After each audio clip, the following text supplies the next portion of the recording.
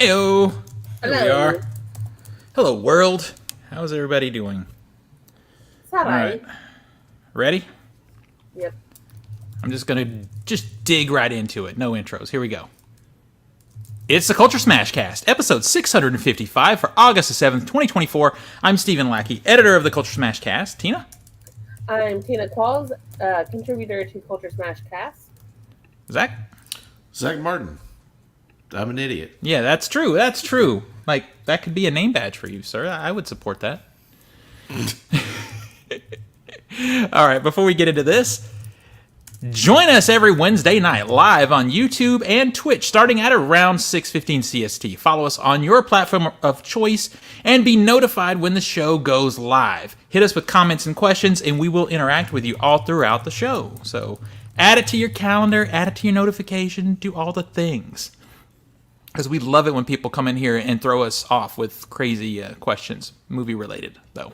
Special thanks to Skinny Mixes for supporting the Culturesmash CAST. Skinny Mixes are coffee, cocktail, and dessert syrups that are 0 sugar, 0 calorie, and 0 to 2 carbs. Head on over to skinnymixes.com and try some of their delicious drink and dessert syrups, such as the white chocolate, salted dark chocolate, and salted caramel. They also feature a variety of cocktail mixes and water infusions. Spice up your coffee or cocktail with less sugar, calories, and carbs. Use promo code CULTURESMASH for 15% discount on your order and get yourself some free shipping if you spend $50. Not gonna lie, this, starting probably September, mid-September, I'm going to place my own order because that's when we're going to be getting our basic bitch flavors like pumpkin spice. They already have some. Yeah. But starting in the 1st of September, they always do those compilation boxes where you can get coffee and you can get for all different things pumpkin spice. So yeah, I get you. I know it's coming. And then of course, nowadays we gotta get everything peppermint. True, I do like the peppermint stuff, and I'm a little weird. I like apple cider type of stuff at Christmas too, or at Halloween too. So if they do like some cider things, I'll probably pick that stuff up. Yeah. And we need. I always have to have syrup options for our coffee for 12 Hours of Terror in October too. So yeah, I've told Nico this year I'm going to try my hand at making homemade marshmallows in all kinds of different flavors. Oh heck yeah, that sounds like a fun addition to the night. I have already started putting the list together, by the way. What's up, Grubby? How are you doing? Grubby Raccoon is in the chat. Feel free to hit us with any questions or comments, movie related, or anything tied to the stories we're talking about. We're down for that situation. So, Tina, what have you been up to? Since I haven't talked to you really in about 2 weeks. A movie.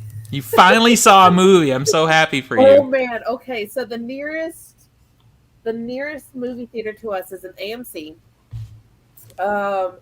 and it's in a mall that is being torn down. It's being torn down to build a bigger, better thing. But man, if I don't feel like I'm about to get robbed or something when I go see a movie there. And the thing is, it's because it's like in this space that's undergoing all this different change. The entrance is like further back from the actual theater, and it's like this very liminal space. So you're walking down this very elongated, wide, empty, beige hallway, and so I might just drive an extra 20 minutes to go to or an extra 10 minutes to go to a different theater. I don't know. I feel like if I was going to a horror movie, it would just sort of add to the vibes, right? Yeah. Could ruin it. Why? Because it's scarier than the movie you're seeing? No. If it's in a shitty place, you want to watch Longlegs in a shitty theater. Well, no. It can be run down, but I don't want the screening experience to be shitty. Yeah. Example, the Belcourt before renovation, beautiful screening experience, shitty building. Yeah, I remember a bird flying into the theater while I was watching a movie in the Belcourt. I will say the screening experience was your average screening experience. It wasn't, crisp, high def, all that stuff, but it was your average screen. It was well ratioed. It was well fitted to the screen. There weren't any dead pixels. I was going to say no dead pixels. Off. Yeah, so. All right, well, see, then there you go. Now, it sounds like the movie you went to see was not a scary movie, so No. they were conflicting experiences. I'm sure we'll get to your movie here in just a second that you saw. Let's see. Don't have a choice. Only one theater here. Yeah, it's so weird how many people in my TikTok and my Discord will tell me that the area they live in, they have one theater, and that's insane. Like that would be my ultimate nightmare. It would. Probably worse than not having one. And I was actually talking to somebody about this on one of my live streams, that we are very privileged here, because we have AMC and we have Regal, which are both fine. But then we have the Belcourt, which is this little art house theater that's one of the top in the country. And it's crazy that we have it down the street from us here in Nashville. You would think, it's on par with what you have in Los Angeles and New York, as far as programming and projection and a 35 mil projection and How's stuff. those seats? The seats? Listen, we don't Seats talk are about seats. Seats are problematic. Man, we struggled during the Seven Samurai. No, I it was wasn't about to just say, Seven Samurai. We went and saw Seven Samurai, and then went and saw Humanist vampire seeking consensual suicidal persons. Yeah, that's it. We stayed for both movies, and 5+ hours. 5+ hours in I those was about to seats. say, Belcourt, you definitely are keeping an eye on those run times for sure. Well, we can be thankful that we had maybe a 7-minute or 8-minute intermission that's built into Seven Samurai to get up. But I will say this, it wasn't enough. When I sat back down, I felt like I hadn't moved. We even missed, a minute? We missed, maybe a minute, because we were waiting to go to the bathroom and stuff. It wasn't enough. And it's so funny, too. I was actually showing this to a friend. The place that Zach and I like to sit in this theater, we sit with a seat between us, and the seat is broken, basically. Yeah. the hand rocker thing. It's okay. Full disclosure. Yeah. Is it better than the seats that were in there? Yes, 100% better. 100%? No, 100% it is better. Quality-wise, it's maybe about 40% better. Okay. Yeah. Because I remember a few times going to the Belcourt back in 2009 or whatnot, and the nails were coming through the seat rest. Yeah. It was like you're watching Pinhead seats over here. Yeah, it's like some William Castle stuff happening in your screen. Cinematic bullshit here. Yeah. But yeah, so we did do that. I know what movie you saw, Tina, and it's in our top 10, so we're going to talk about it in a second. Yeah. The Humanist Vampire is a cute movie. I recommend it. I think my score was 3.5 out of 5. Tina, I think you'll really like it, though. I think it's in your wheelhouse. It has dark romantic comedy vampire vibes. So all right. All things that I think you will appreciate. I rated it a little bit lower than you. Not to say it's bad. It just didn't hit for me. It was cute. Yeah. I just... It's so funny it's not because your when vibe. it's not your vibe. I thought it was well done. I think the acting is great. I think there's a lot of humor in it. There's some humor that only I was laughing at because... Yeah. Well, unintentional humor for you. Yeah. Yeah. So I do think there is one big problem with it, though. Yeah. So it revolves around a vampire, being unable to kill and fighting a suicidal person being like, well, let's do this. It gets way too heavy with the suicide tones. Considering it's this dark comedy that's very kind of breezy, and then it goes really serious. Yeah, and if it I think killed the mood. For me, that wouldn't bother me. I kind of like that if it's peppered throughout the film, but it goes serious in one particular act of the film. It goes heavy. Yeah, to where you're not being like, this is a fun little adventure. You're going, oh man. But I do love a movie with heavy, a heavy tone like that, and then you laugh at something later and you feel awkward about laughing about it. Yeah. But they didn't spread enough of the darkness out, I think, across all three Would acts. you say it gives kind of every time I hear suicide in a movie, especially a dark comedy kind of deal, would you say it gives Suicide Club vibes? No. Suicide Club is a little more outlandish than this one. Okay. This movie is way more subtle in a weird way. It is and it isn't. It's chill. This movie is so chill. I'll never forget Suicide Club just because the first time I was watching it with a friend, she just goes, "Is that a Skinnamin roll?" I will say, like, one of the things that just absolutely killed me laughing is she goes to live with her, cousin. Yeah. You know, because her cousin's like, all right, I'm going to teach you how to do this shit because you can't kill for some reason. That's okay. Well, we're going to get through this. Yeah. And she goes to her, like, place of living, and there's, like, a Dr. Frankenstein, Dr. Acula level mad scientist fucking, like, table of, like, dissection. Yeah, just It fucking was gore. so stupid. It was hilarious. It was like, that's perfect. It's beautiful. So, yeah, I recommend. It's like I said, for me, it's a 3.5, but I still think most people have a good time with it. And then in the chat, I knew he was going to say something. I love Suicide Club. Suicide Club is great. I love that movie too. It really, even with the kind of shitty CGI blood that's in it. Unintentional humor is the best. Sometimes it really is. Unintentional humor can save a bad movie, to be honest. I have a handful of theaters in Minnesota. I'm grateful for all the opportunities and showtimes. Yeah, exactly. Now, I'm pretty much an exclusive Regal goer because the subscription, but we do very possibly going to have to do a double feature at the Belcourt this weekend because the Belcourt, our art house theater is getting Sing Sing and Dee Dee, which are two movies I want to see. I want to see Dee Dee so bad. Yeah, I've been waiting for weeks for Dee Dee to hit the Regal, but I don't know if we're going to get it in the Regal. It may just be a... I think AMC might get it. Well, that doesn't help me. If my choice is AMC or Belcourt, I'm just going to go to Belcourt. You know who emailed me today? Who? Movie Pass. Oh, yeah. They're like, come back, it's $1 for your first month. And I'm like... No. Man, the ability to just reserve like a week in advance. Mm-hmm. Yeah. It's almost like... I don't know if I can go back to Movie Pass. Yeah. Unless it's like, you know, the Belcourt to where seating doesn't matter. And then the way Movie Pass is doing it now, it's like credits or something. You're buying credits and you have to have so many credits for a ticket. And it's like, Yeah. I don't know. That seems like too much work. I just pay $24 and I can go to as many movies as I want.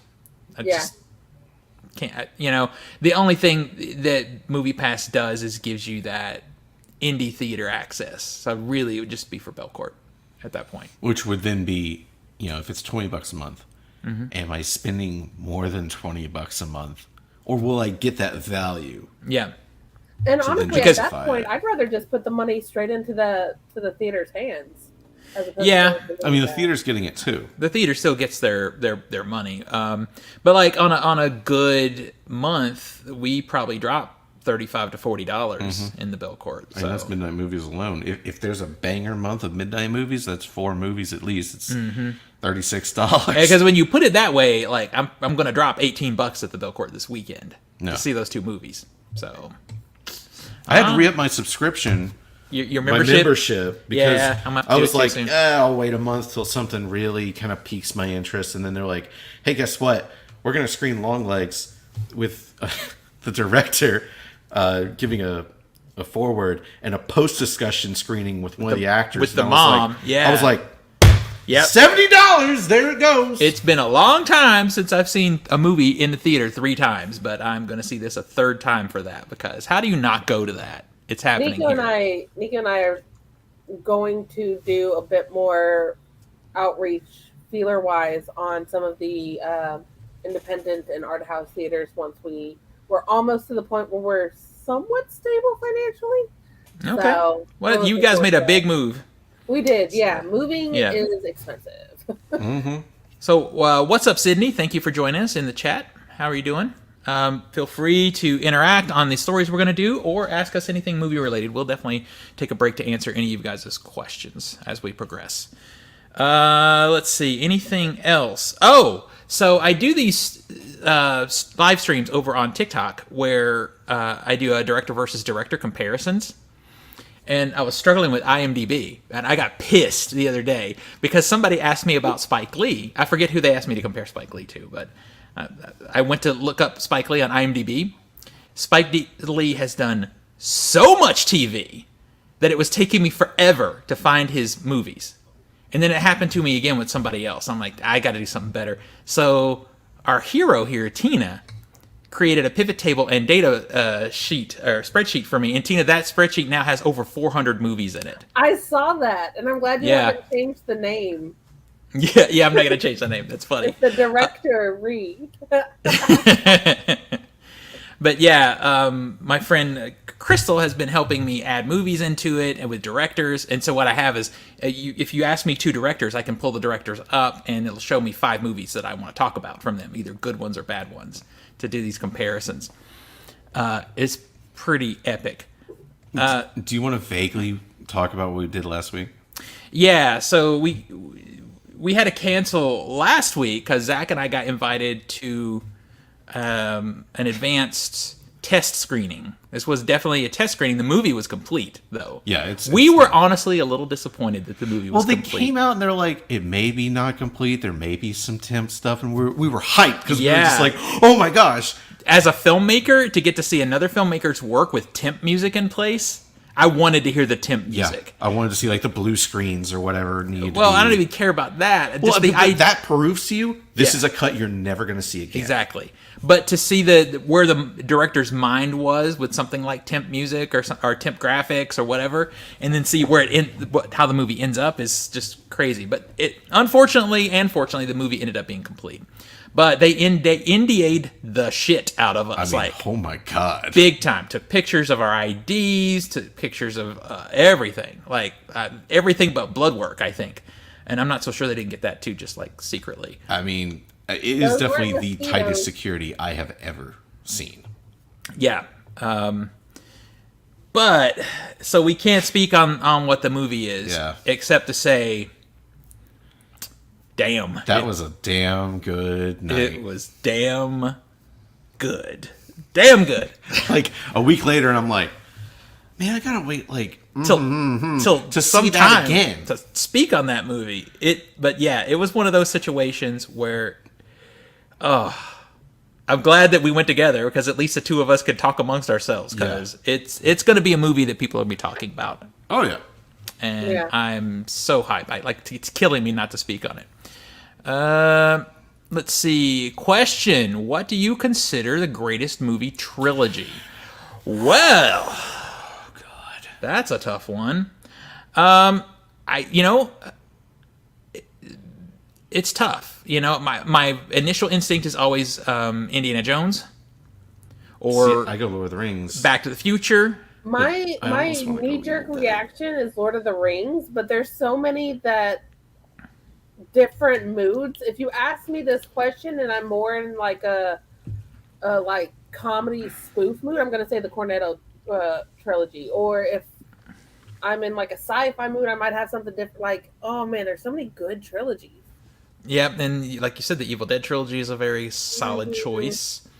The only reason I don't immediately go to Lord of the Rings, I love that trilogy, and I think I don't go back to it enough. I don't, because it's so fucking long, and the third one ends like 5 times. Look, I prefer the extended cuts, but that is a case to where it's like this movie is so long, I don't feel like investing that long. The extended cuts are better, but you're going to sit down and watch them, and I think that for me disqualifies it right away, and that's why I end up thinking possibly Indiana Jones is I consider Temple of Doom to be a pretty big step down from Raiders. I still love it, though. I enjoy it, There's a ballsiness to the darkness that's there, even to the point where Steven Spielberg regrets the darkness now, which I think is hilarious.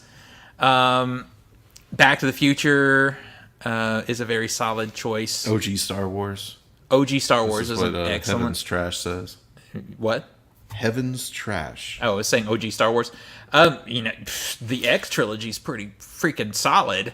I don't know if it's the best ever, but it's a solid trilogy. So it's so good. I don't care what anybody says. That movie's awesome. And then for shits and giggles, if I want to piss off like Zach, I'd be like, oh, the Jurassic Park trilogy or Jurassic World trilogy. Okay, can we do unofficial trilogies? No, that doesn't count. Like John Carpenter's world-ending trilogy, like The Thing, Prince of Darkness, if they would In the Mouth of Madness. If they would put that out in a box set, I'd have to have it. I mean, because that's a great trilogy. That's what I mean. It's not official, but that's the Sympathy trilogy. Not in the Oof. sympathy. Yeah. The Sympathy trilogy is a good one. Damn, that's a good one. Ooh. Okay, follow-up question. Yep. What is the best director's cut? Blade Runner. Well, director's cut. You going final cut? Because Damn. I guess that would be the Well, director's I know cut. I know what is in contention is Midsommar. That is a And that's a drastically recent movie, different movie. but it makes the movie so much better. Like, so much better. Yeah. I'm really trying to think, like, Oh, director's cut. I just realized we're 25 minutes in and we haven't even touched box office. we haven't even touched Damn, box I'm office. devastated. All right, so Yeah. here we go. Let's go box office. Number 10 is Ponyo. It made $800,000. I mean, it's a Miyazaki movie. Of course it's going to Ponyo! do. Yeah, go Ponyo. Number 9 is The Firing Squad. It opened with $893,000. I guess, is that like an Angel Studios thing or something? Because I've never heard of it. Number 8 is A Quiet Place Day 1. It made $1.3 million. It's made $137 million so far. So, Fire Squad is a Atlas distribution company. Isn't that basically the It's same? religion. Yeah. It's a religion movie. Yeah, it's a faith-based thing. All right, number 7 is Long Legs. It made another $4.2 million. It's made $67 million so far, which is pretty damn good That's movie. good money. For a movie like that, that's damn good money. Number 6, opening new this weekend, is Harold and the Purple Crayon. It made $6 million, and I gave it a 1 out of 5. I was about to say, I I've know heard- how much you loved that movie. I've heard this movie gets utter disdain. It does get utter disdain from me. It sure does. I got to send you the trailer. It does. I had 2 very angry reviews back to back this week. And Did you watch both of those back to I back? sure did. Are you okay? I was not okay. The funny I thing was- is, so as I'm scrolling through TikTok, I see his Harold and the Purple Crayon review, which is awful, and then I see his Trap review a couple of seconds after that. And so Nico and I are just listening to it, and it's like, oh well, I guess he just really had, a bad those two experiences. And then it gets to the point where it's like his optimistic pushing 150, 175, whatever number you're doing this year. It's like going to go see Harold and the Purple Crayon and Trap, and I'm like, ooh. Yeah. Woo. I was so tempted to get that cocktail after Harold and the Purple Crayon. I was so tempted. Your TikTok review of Trap. Like, I don't know. The graphic at the end just caused me to lose it at my job. like, what's so funny is that I'm just like, it's nothing. I was so hot. I was so hot. It's really fun sometimes, to praise a film, but man, it's even more fun to just rip and tear into a bad movie. I wasn't gonna post a review. I wasn't gonna, but I was convinced to do it because people were enjoying the anger, so I did it, and I was like, I feel better after that. Oh, in the chat, Cathartic. Yeah. his Trap review made me happy. Yeah, because it's funny as shit. Not gonna lie, Fuck you, your movie. Trap review still makes me really want to go see Trap. And that's in the comments. Some people are like, "Oh, okay, you just sold a ticket." I'm like, "Hey, you're going in with the proper expectations. You're going in with the right You're mindset." going into a Shyamalan film, you deserve what happens to Yeah. you. I did not deserve that. I did not deserve that. And you were like, oh, there's going to be another twist. It's like, no, motherfucker, there's Well, not going to be another So twist. the reality is there are a number of other twists, but they're like smaller, annoying fucking. Okay, if you had gone into that movie not knowing he is a serial killer, how would you feel? It wouldn't make a slightest bit of difference. Really? No, because you find out in the first 5 minutes. Like Oh. it happens right fucking away. Well, Yeah. that fucking blows. Yeah, it wouldn't have changed anything. Because literally right away, it's a different kind. He's trying to do a different kind of movie. And you want to know what kind of movie he's trying to do? A promotional concert video for his daughter. Because she's the one singing in it. I thought he did that. It was called After Earth. He was making a promotional movie for Jaden. Well, yeah, now he's doing one for his own kid. Oh, wow. I'm so fucking excited for that. And people Right? just cannot learn that M. Night Shyamalan does not make good movies anymore. True. Jesus. Number 5 is Inside Out 2. It made $6.8 million. It's made $626 million so far. Number 4 is Despicable Me 4. It made 11.4 million. It's made 314 million so far, and I can't remember how I feel about that movie. I know I didn't like it, but I don't remember how badly I didn't. It's just kind of gone for me. It's like you're like, oh yeah, I did see that. I don't remember anything about it. Might as well have just slept through it. Exactly. Number 3 is Trap. It opened with $15.4 million. Would you say that Trap is crap? Trap is definitely crap. Number 2, Twisters made 22.8 million. It's made 195 million, and it is absolutely fine. It's fine. Okay, we got another one. And remake that is better than the original. Oh, wait, let's finish the box office first because we're almost there. Number 1 is Deadpool Wolverine. It made 96.8 million over the weekend. It's made 395 million so far. The highest grossing R-rated movie of all time, and it is it's okay. So, Tina, what did you think of Deadpool and Wolverine? Because I know that's what you guys saw. Yeah, I think I gave it 3.5 stars, I want to say. I enjoyed it. There was definitely some issues that Nico and I, as we were talking through on the drive home and realizing, this kind of fell apart here, or, we are still a stickler for, if I have to watch a TV show and like 18 other movies to get some of the jokes, it's not worth it. I will say a full 2 stars was for my Gambit addiction. And the fact that Channing Spoilers. Tatum... Yeah. Sorry. Yeah. Spoilers. Yeah. Yeah. Go ahead. The fact that Channing Tatum did such a beautiful Creole Cajun accent, like, I'm talking, he did slang that you have to actually speak that language to understand. And he did it, like, seamlessly. It was beautiful. Well, I mean, he's been working on it for like 10 years or something. You cannot tell me that he is not this was not a passion play for him. 100%. Yeah. I enjoyed the humor. I enjoyed the cameos. What's the problem? Oh, there's a comment.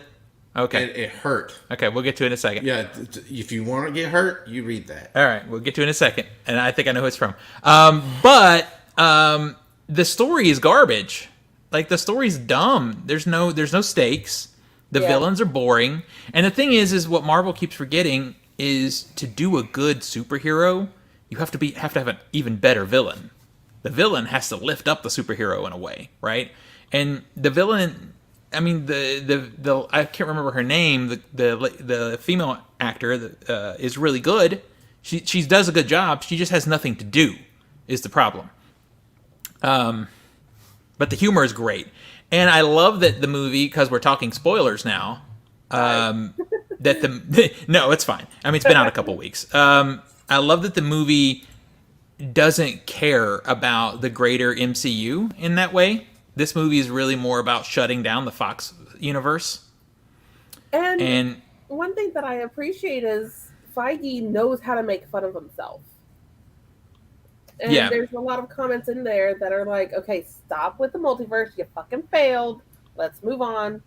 Like, I think they're softball, though. There's nothing really hard about them. They're softball, but they're funny. The fact that he's able to roll with those kind of punches and that kind of feedback from the community and recognize it in a broader aspect, like, I mean, but really, isn't that just the bare minimum of what we expect? For Deadpool, kinda, yeah. I gotta say right away though, this one, this Deadpool Wolverine, is better than Deadpool 2. I would certainly hope so. Yeah. Hugh Jackman actually steals this movie though. Oh, shocker. Yeah, but I haven't seen this. I don't care. Yeah, I just don't. I would say one of the other. I wish we had gotten more of one of the other Wolverines, but. I mean, as a comic book nerd from being a kid, seeing the brown suit Wolverine was pretty cute and fun. And Jennifer Garner, they got Jennifer Garner to come back as Elektra. Yeah. Oh, okay. Yeah. So, but the fight scenes are funny because full on spoilers now, because you have this weird team up of Deadpool, Elektra, Blade, yeah, and Gambit. And you'll see a scene where and Wolverine, yeah, and they're all fighting at one point, and you'll see a scene with Deadpool. He's doing flips and kicks and jumps and all the choreography stuff. Wolverine's doing it too, and they cut to Jennifer Garner, and she's just like stabby, and they cut to Blade, and he's just like shoot. I mean, like there's no choreography for them whatsoever. They're just barely doing anything. One funny moment that Zach, you would have actually cracked up at, and this is a very much a generational thing. Wesley Snipes' character, his version of Blade, reprises one of the funniest superhero lines in cinematic history. Fuck yeah. He says it? And he says, people still, and then finishes the line.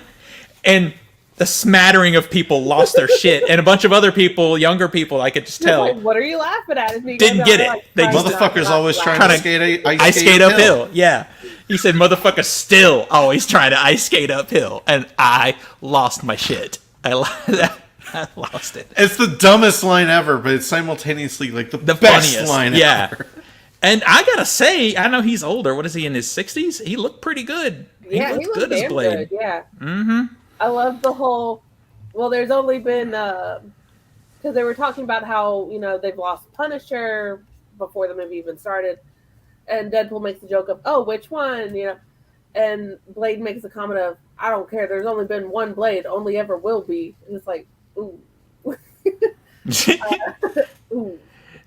But, so you give it. What did you end up giving it? I gave it 3.5 stars. And I think so far it's one of my favorite post-credits scenes. Oh, yeah. Yeah. Also, anytime they use that damn Green Day song and they try to like show like flashbacks, it always hits. And it hit, showing all the scenes from behind the scenes stuff from the old Fox movies in the closing credits. It hit pretty good.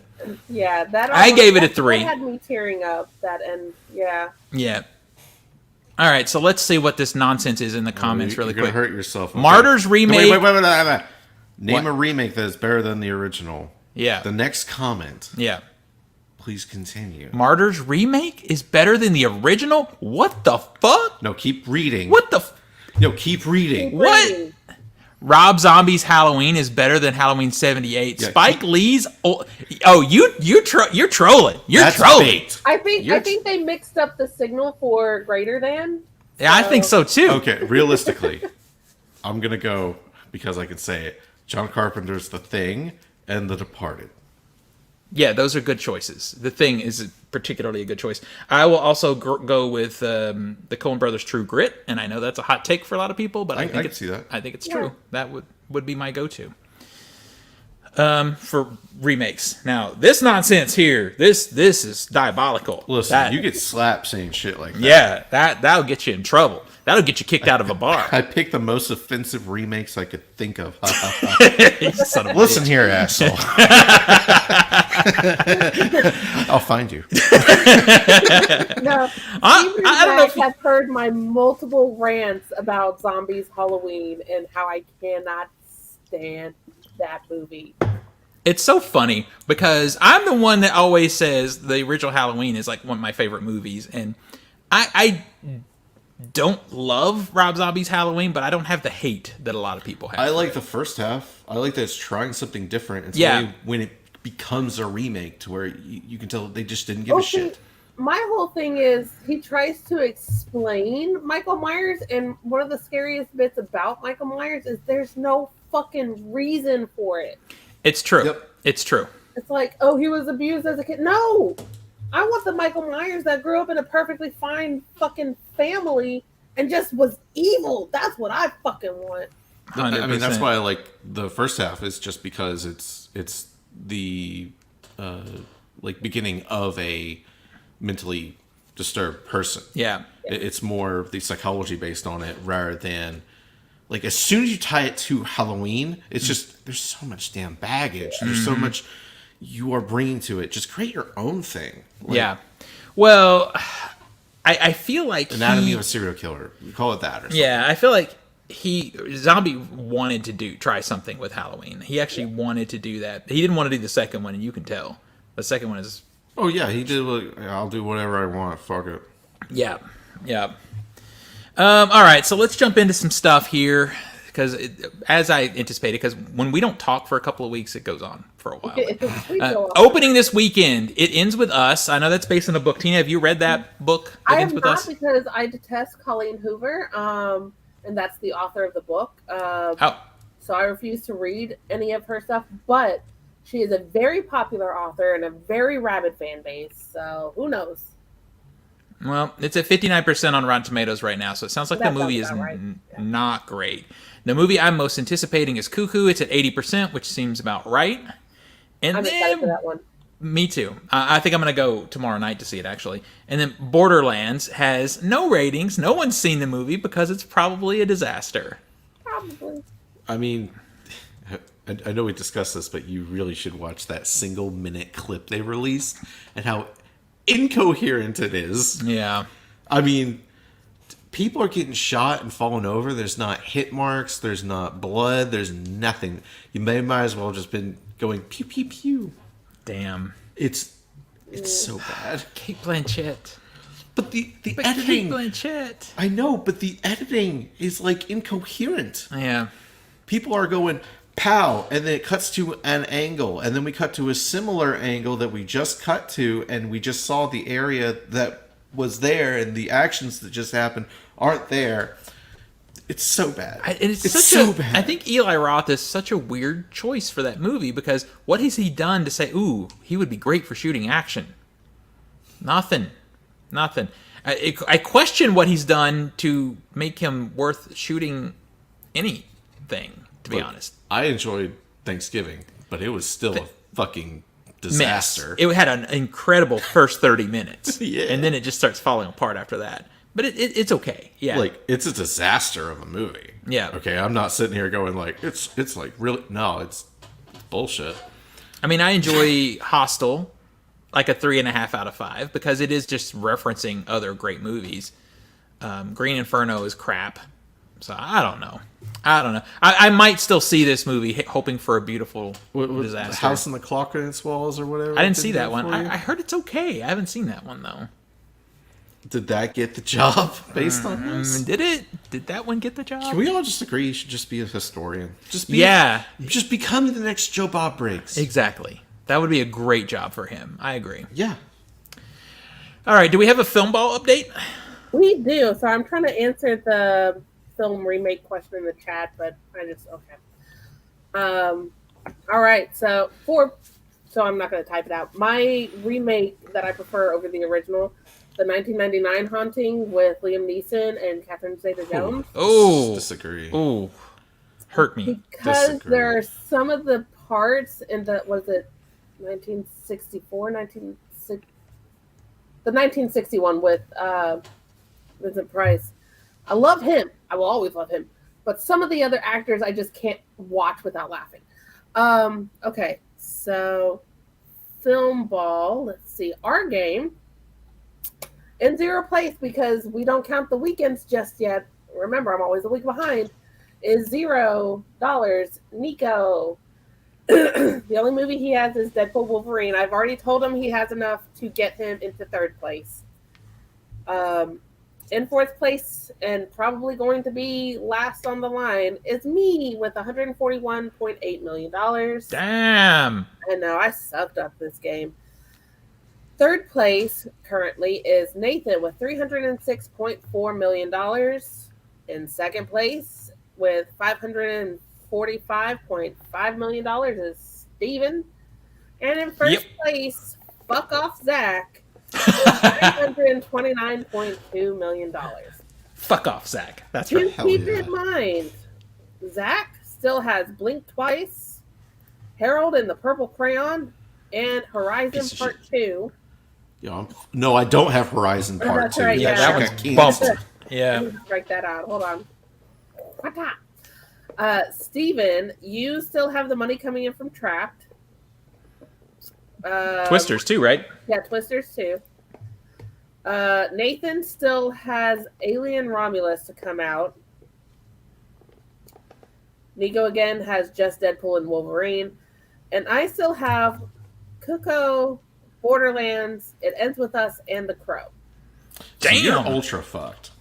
Yeah. Yeah. You are Ultra. My big thing right now is, do I have enough coming in to keep me ahead of Nathan? That's the important part. That's what I care about right now. Yeah. Man, I'm gonna keep that trophy for a long time. Just don't break it. This will be almost a full year, I think. I think this will be a full year rotation for you. Hell yeah. Damn. So that's wild. For the Tiki Talkie game, in 6th place is Leo with $0. Again, his only movie is Deadpool Wolverine. In 5th place with $267 million is Steven. In 4th place with $318.3 million is Chris. In 3rd place with $349.5 million is Dustin. 2nd place is Andrew with 404, error not found. 404 million. And then in 1st place is Jason with 568.9. A significantly tighter race there. It is. Yep. Dustin still has Alien Romulus. Steven, aside from bringing the money from Longlands and Twister, you're pretty much out of that game. Yep. Jason still has Cuckoo, Blink Twice, and the money for Trap. Chris still has Harold and the Purple Crayon, It Ends With Us, Borderlands, and The Crow. And Andrew is done. So. Yeah. So Leo just still has Deadpool Wolverine. And we'll see how that tracks. All right. So we just have news has sucked this week as far as film news. But with ComicCon going on, we'd have more to report. We have stuff, but it was just like most of what I saw from Comic-Con this year were just things continuing. There's a new season of this. There's a new season of that. Blah blah blah. Nothing big. No big bombs dropped except what happened in Hall H with Marvel, and we're going to talk about that right now. So the first, the big one, I did a video about this already. Robert Downey Jr. announced to play Dr. Doom. I'm curious, Tina, what was your reaction to that when you heard it? Knee-jerk reaction is, fuck no. Do I think he'll be able to pull it off? Fuck yeah. It's Robert Downey Jr. He's a fantastic actor. Am I worried that the general mass who aren't as familiar with comic book lore, who aren't as familiar with the Doctor Doom character outside of the mediocre movies are going to be like, oh, it's Iron Man again, playing Doctor Doom. Now he's the villain. Absolutely. That's going to get crossed over. There were so many other really good choices that they could have gone with for Doctor Doom. But again, leaning into that multiverse, different characters, same actor kind of mentality, we should have seen that coming. Well, Robert Downey Jr. has been hinting, and I think I even complained on our stream when I saw the interview he did with Jodie Foster in Variety, that actor on actor that they did. When she asked him about would he ever go back to the MCU, he kind of dropped hints at that point that he would be willing to. Now, I don't know if that deal was made then, but I could see him dropping those hints to see if he could get a deal made. And I just don't understand it, because he made $500 million off his MCU run. He went and did something else, which sucked, obviously. He did like Doolittle or whatever the hell. Yeah, Oppenheimer. But then he did Oppenheimer. Wins an Oscar. And chooses, on the heels of winning an Oscar. I don't think it's about the money for him at this point. Great, then we can cut his salary down. I don't think, I agree with you, Tina, and that was the big reasoning for me that he did it, is he likes the love. He likes that fan love. He loves, like, if you look at the pictures from that announcement, he was eating it up, and I think he missed it. Soaking it up, yeah. I think he missed it. Obviously, he's set to make a shit ton of money. It's something like $400 million he's going to make for a couple of movies. And obviously, he is going to be in Fantastic Four. And let's face it, as a cameo, probably. After the fiasco that they had with Jonathan Majors for Kang, they want to put their money on a horse that they know isn't going to fuck up at the finish line. The thing about it is that kills me is Doctor Doom is one of the most interesting villains in the MCU. He's one of my favorite and villains. You could take another actor and build him up just like they built up Robert Downey Jr. Off of Doctor Doom because he's so interesting. His character is so cool. But instead, they're giving it to Robert Downey Jr. Now, I know there's an alt-universe story in the comics where Tony Stark is Doctor Doom. Yeah. And I wonder if that's what they're doing. I I would care. have more respect for them if that is what they're doing, but at the same time, I don't think that's how, especially with how big and how universally loved the MCU is, I don't think that's the Doctor Doom they should present straight out the gate. Yeah. This just seems like we got one scene where we can reunite Spider-Man with him and have and then what? Well, but Everyone's going, this is going to be big, and I'm like, this feels desperate. it feels desperate. Yes. Yeah. It feels like Robert Downey Jr. missed the accolades and Marvel misses the money. The success that Robert Downey Jr. can be in a shit movie and it won't do well. Yeah. Doolittle, you know? But not only that, and that same announcement, they announced that the Russo brothers are back in the MCU. Yeah, they're going back to their safe space. Now, this is a situation that I actually support. Because the Russo brothers did the best writing cinematically that they've ever done in the MCU. They haven't done anything good since leaving the MCU. No way. Yeah, so, go back and do it. Go back and write some more I mean, MCU if we stuff. get more movies like fucking Winter Soldier? Civil War and Winter Civil Soldier, War? yeah, I'm fucking okay with them coming back. Yeah. In the chat, if you guys want commentary on things outside of Marvel, just feel free to ask us questions. But yeah, this, like, Zach, you said it. That's the first thing, when I saw this announcement, I was like, ooh, this is Marvel being desperate. It just stinks of desperation. And I'm sad about it, to be honest. I want the Fantastic Four movie to be good. I don't like that name, Fantastic Four First Steps. It's kind of weird. Yeah. It makes Just me call it think of Fantastic babies. Four. Yeah. Like, of babies? Yeah. I feel pretty good about the cast, though. I'm okay with the cast. Pedro Pascal, he is a little bit oversaturated right now. Yeah. But I think they were jumping on the Pedro Daddy train for sure, Yeah. but I can also see him being a really good Reed Richards. But I do think, and I don't know this for sure, I'd have to look, but when I first saw Pedro Pascal as Reed Richards and Vanessa Kirby as Sue Richards, I'm like, isn't there a big age difference there? I think Pedro Pascal's a good bit older than her. Yeah. And that's a little dumb, you know? Either get an older Sue Storm or a younger Reed Richards, match them up a little. Out of those two actors' announcements, I was way more hyped for Vanessa Kirby. Like, I am so excited to see her as Sue Storm. Yeah, I think she's great. Joseph Quinn should be a fine Johnny Storm. He's having a moment too. Johnny Storm. I think yeah, he'll be really fun. And the other one, Ebon Moss Baccarat, is funny. People won't know him unless you watch The Bear.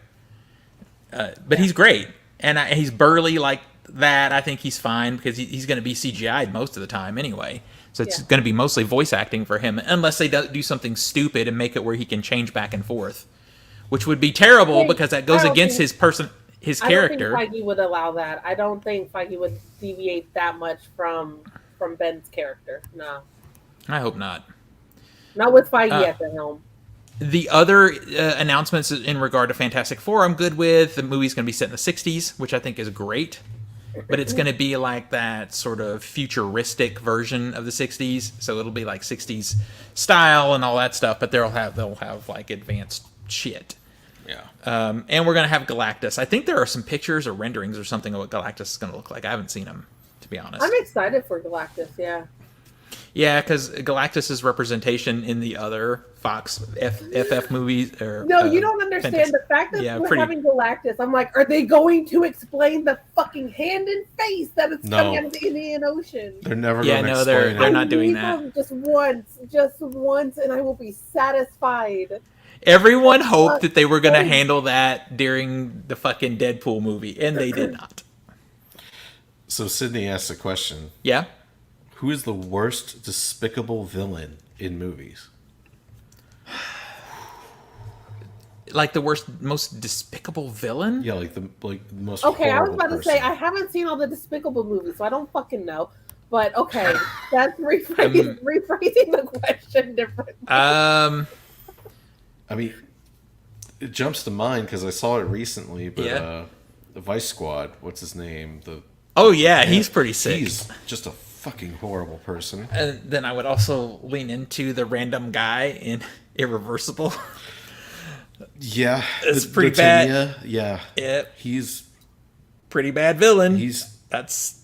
Well, I mean, let's get out of the way. He sexually assaults this lady for 10 solid minutes and gets away with it. Yeah. Pretty. The guys from Funny Games. That's That's a good one. Yeah. Yep. That. Fuck their mothers. Fuck them. I mean, I love the couple in the people under the stairs. They're just so. They're not despicable though, but they're just evil. Yeah, they are just evil. They're joyously evil. Yeah, true. I'd almost want to go. Who's the German commandant from Schindler's List? I don't remember his name. Ralph Fiennes. What's up, Jamie? Guys. The lady who played the mom from Skinamarink Oh shit! is in the chat. Say hello to Jamie. She's scaring me again. She scared you again? Shows up in this movie out of nowhere, scares the piss out of me, goes away, refuses to elaborate. Cool. She said, "Hi, bud." That's so funny. Can we go with the demon from Skinamarink? It's a Yes. fucking evil demon. It's pretty despicable. I mean, it's murdering children. Yeah. I mean, yeah. There's a lot of despicable villains out there. We love horror movies, so it's really hard to say. You know, there's a lot of very the despicable. soldiers from Nightingale. Ooh, I fucking hated that guy. Ooh, I absolutely hated him. You want to talk about, like, I'd almost go, that's worse than the guy from Irreversible. it is worse. It is worse because they do something else that's terrible. But at least in Irreversible is only once, right? Yeah, it's only once. I'm trying to think back to all of our 12 Nights of Terrors and what movies I just fuck you, Steve. So let's go with the entire family in Eden Lake. Man, I wanted to punch walls at that ending. Woo! Fuck that movie's ending. Oh, I love it. I love it so much. So bad. Yeah, if you haven't watched Eden Lake, I highly recommend. Beautiful movie. Yeah. If you have blood pressure, take some pills before you go. Man, you might need to take a breather. Don't have another movie marathon at 3 a.m. Yeah, that's the best time to watch it, baby. God, I'm like, I need a minute to just get anger. Will never forget how mad everybody in the room was at the end of that movie. It was It was speak to you for the entire rest of the time. That family in the Eden Lake was something else. It's so delicious. It's so good. All right, let's see. We actually, and I knew this. We ran the entire hour and didn't even do a story. So, but that's what happens when we get on here and we haven't spoken a couple of weeks. So I was half-assing it today. And thank you, Sydney Eubanks, for all the questions. Yeah, thank you, Sydney, for that. This is awesome. This is exactly what we wanted. So I want to go and take a look real quick at physical media new releases for this week. Bill and Ted's Most Triumphant Trilogy. You can get that out. Collateral on 4K Steelbook. That's been out before, but this is a Steelbook, so that makes it better. Zach's favorite movie, Hackers, is out on a 4K Steelbook. You'd love that. Hack the planet. Right. Bill and Ted's Bogus Journey is out in a solo 4K, which wasn't out before, so that's cool. Full disclosure, I don't hate Hackers. I don't love it either. It's a 2.5 out of 5. It was a beautiful 35mm print, and it sounded great. Did it? It was very loud. Yeah. Dragonheart's out in a 4K Steelbook too. It sounded good. And then Bill and Ted Face the Music, if you just need that single movie, is out also. Just taking a look at the smaller releases to see if there's anything. I still have my copy. Do you remember when I think it was Pizza Hut did their promotional for Bill and Ted? And if you ordered a specialty pizza, they had like a little plastic, like cardboard thing that came with the movies, and I still have that. Oh wow, that's cool. It's good on you for being able to maintain that. It's right next to my original Netflix envelope for March of the Penguins. Oh, all right. Do you want to do my quick little story? I can sum it up. Do it. Because I don't have the story because you never sent me the script. But the 10th anniversary re-release of Interstellar has been delayed from September to December. There was a lot of talk online because it's like, well, we're getting close to September and there's been no talk of this. There was some rumors starting to go around that Paramount had destroyed the IMAX 15 per 70 millimeter prints. And the talk of the town was Nolan was furious and he wanted them to remake the prints, and Paramount was cheaping out and saying no. And then that was yesterday. Yeah. And then today all of a sudden they're like, oh, it's December. We got to get these prints, good, because some of them weren't in that great condition. Which is bullshit, really, because like how often does an IMAX print wear out? Yeah. I mean, that's a big, hefty piece of film. If it's maintained well, it should last a long-ass time. I mean, I understand they had some issues with Oppenheimer, because this is a film system that hadn't really been used in 8 years. Yeah. So I can understand there, but these are the same prints from 2014. Yeah, they should be fine. Should be fine. I think what's going on is they started to get the bad press and went, do something. Yeah, and It's 1 week. Paramount is cheaping out big time now because I think Paramount is on the auction block. To be honest, I think they're going to get bought. Well, I remember before Interstellar was released, Paramount was like, we're no longer distributing film, and then Nolan put his dick on the table and went, bitches say what? Yeah. Yeah, you want to release my film? You put it out on film, motherfuckers. Yeah, and the thing about Nolan is, love him or hate him, he will dip on you. He dipped on Warner Brothers and went to Universal, and I don't blame him. So you never got to see this 70 mil print. Now, well, I guess I will this time. Finally. I guess I will now. It really is, outside of Tenet, probably the best 70 millimeter presentation. Tenet is such a weird movie. The movie's not that great. I love Tenet. That IMAX is just insane. Yeah, like I'm watching it and I keep looking at what's at the main guy. I keep looking at his beard because you could see each hair. Yeah. It's like, damn it. Also, that sound mix is aggressively assaultingly loud. It really is. It hurts a little bit. Like assaulting. If we see Tenet in IMAX again on some anniversary, I'm just gonna take some leave before I go in. I might bring earplugs just in case. Because damn, it was so loud. It's great though. Yeah, Interstellar's coming back. I mean, one, they have yet to confirm the theaters, which is, please just tell us which ones are getting it. Mm-hmm. And then two, if it's coming, man, I'm going. Oh yeah, we're going. Well, hopefully now we don't have to drive 3 hours to see it. Hopefully. Oh yeah, because they were fine with the digital ones. Mm-hmm. It's just the prints was a question mark. So if you had a dual laser setup like Pooler, Georgia, or a couple other places, they have their own in-house print. But if you had the dual laser setup, they're like, yeah, we're ready for it. All right. And then Sydney threw a bunch of movie recs in here. If you want some, I think some of these are some pretty. Oh my god, he's recommending. Yeah, I'm like, that's some pretty. I've heard of that movie. Yeah. I think that's some what do you call it? Like drive-in type movies, which is fun. I think that's fun. All right. Well, I guess we're at an hour. Let's bring this baby to an end. We did one story, damn it. But that's fine. Tina and I needed to talk about Deadpool and Wolverine because we ain't got to do it. And the fact that she actually got to see a movie is a big deal. Yeah. Tina, where do we find you on the internet? You can find me on most major social medias under Cheddar Popper. That is CHEDRPOPPR. And I actually just celebrated the anniversary of me getting that nickname. So. Awesome.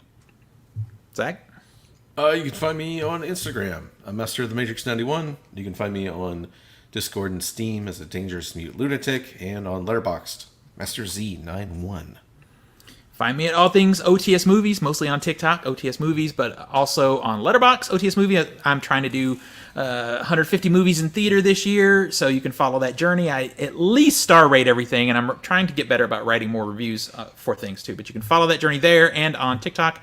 I do have Instagram, but mostly all I do is just repost TikTok videos there. But if you're an Instagram person, it's Off the Shelf Movies is there. Well, I guess that'll do it this week. It was good to see you, Tina. Tina, thank you for my spreadsheet. I appreciate it. You're welcome. Everybody have a good evening. We'll see you next week. Bye everybody.